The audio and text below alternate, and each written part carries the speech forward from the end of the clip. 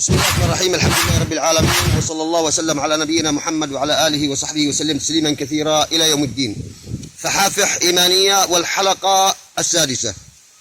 إخوتي الكرام، من خلال تأملي للقرآن الكريم وجدت أن الناس مقسمين إلى ثلاثة أقسام. الأول وهو المذنب الكاسب الرامي، مذنب وكاسب ورامي. والصنف الثاني من الناس مذنب ومستغفر ودافع. والقسم الثالث من الناس محسن وسابق ومنيب.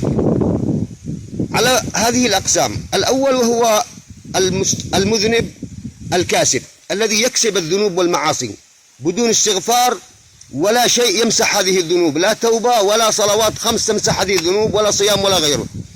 هذا يظل يكسب الذنوب يكسب الذنوب يكسب الذنوب، وكذلك يرمي غيره بالبهتان والإثم. وهذا ما ذكره الله سبحانه وتعالى على الذي أحاطت به خطيئته وعلى الذي يكسب الإثم ويرمي به بريئا. وهذا الصنف ذكره الله سبحانه وتعالى في سورة الملائكة، في سورة فاطر، بأنه الظالم لنفسه.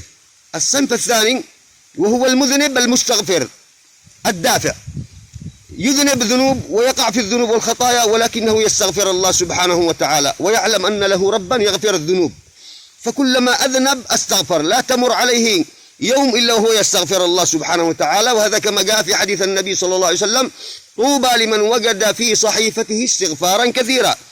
أيضا دافع، يدفع بالتي هي أحسن السيئة، يدرأ الحسنة السيئة، يعني يدرأ بالحسنة السيئة، أي كلما أساء أحسن.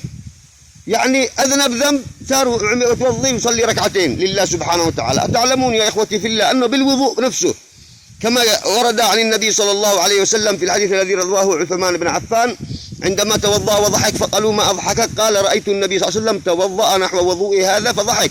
فقلت: ما أضحكك يا رسول الله؟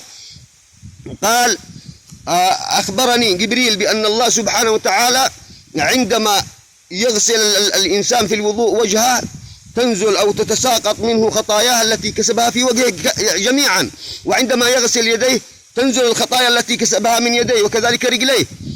هذا بالوضوء فقط، فما بالك بالصلوات التي قال الله سبحانه وتعالى: أقم الصلاة طرفي النهار وزلفا من الليل إن الحسنات يذهبن السيئات ذلك ذكرى للذاكرين. إذن هذا الصنف هو الذي يستغفر الله ويدفع ويدرأ الحسنة بالسيئة، وكذلك يدرأ السيئة بالحسنة. وكذلك الصنف الثالث وهو المحسن السابق بالخيرات، هذا الذي ذكره الله سبحانه وتعالى في سورة فاطر. أيضا الصنف الأول بالمقتصد، وهذا الصنف الأخير بالسابق بالخيرات بإذن الله.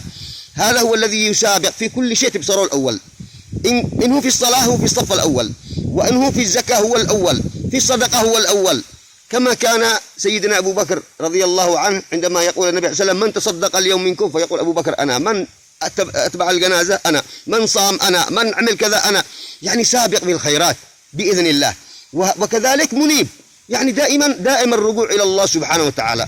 إخوتي الكرام، لنعمل عمل هذا الصنف الثالث وهو أفضل الأصناف لكي نفوز بالقرب من الله سبحانه وتعالى. وفحفح روحك يا مؤمن، وسلامتكم.